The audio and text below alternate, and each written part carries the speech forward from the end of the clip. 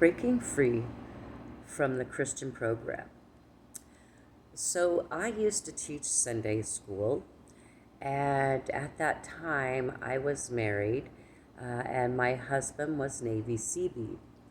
And our pastor of our church was my husband's military chaplain, as well as our Cub Scout pack master.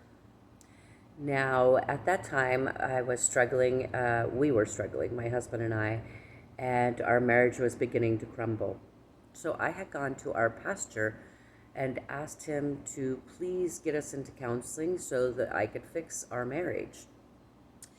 And so the pastor attempted to do so, however, was unable to get my husband to come into counseling. And this is what he said to me, because he explained to me that he wasn't able to get my husband into counseling, and I was very shocked. And so what he said to me was, Christy, I'm sorry, we failed you as a church. Now, with that being said, I'm going to finish with that in a second, but I want to step back a little bit. So earlier, several months, maybe a year previous to that, in church one day, they were talking about praying for your spouse, and that the wife is supposed to follow the husband, right? And I had said to my pastor, what if my husband is not leading me down the correct path? And he told me that I should pray for him. Pray for him. And I said, well, of course. And I said, but again, what if he's not leading me down the right path and I want to go down the right path? And he simply stated that I should pray for him, as though it was okay if he was going down the right path as long as I prayed for him, but I should stick with my husband and follow what my husband, wanted. So time passed, and then I had attempted to get us into counseling.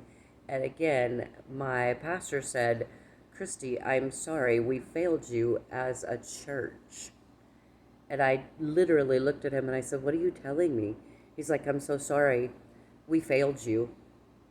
And at that moment, I was dumbfounded. I didn't even know what to think of any of this, because I figured, if he couldn't get us into counseling, of course, I'd still be going to church.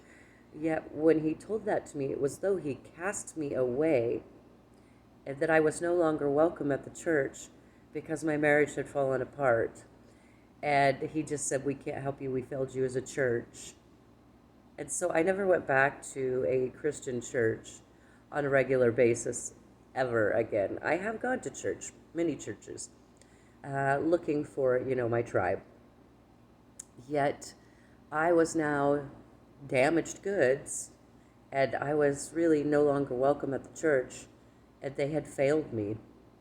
So if you've ever felt cast away by a church or a group, isn't that the same saying as rejection is God's protection? So therefore, I wasn't supposed to be at that church, because they believed very strongly that the women were less than the men.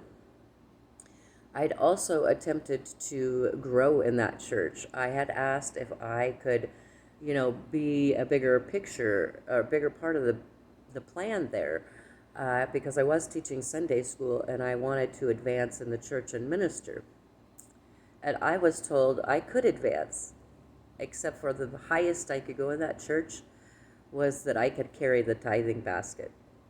So in the Christian church, in this particular Reformed evangelical church, the women were less than the men, and I was no better and could grow no higher than a tithing basket carrier. Isn't that interesting? So you have a devout Christian woman that wants to minister and teach other women, yet she's not allowed to. She was oppressed and suppressed because the men were supposed to be the leaders, yet the men were failing miserably at doing so. So if you felt that way before, you're not alone. Just a little quick snippet on, breaking free from the chains that bind, because it's a Christian program. And again, as we know through history, Christianity was very much so patriarchal. And originally, if you look back in history, the women were the leaders. Yet now men are in charge and suppressing women. A good Christian woman that wanted to minister was not allowed to. Why? Because I was not a man. Much love to you. Until soon.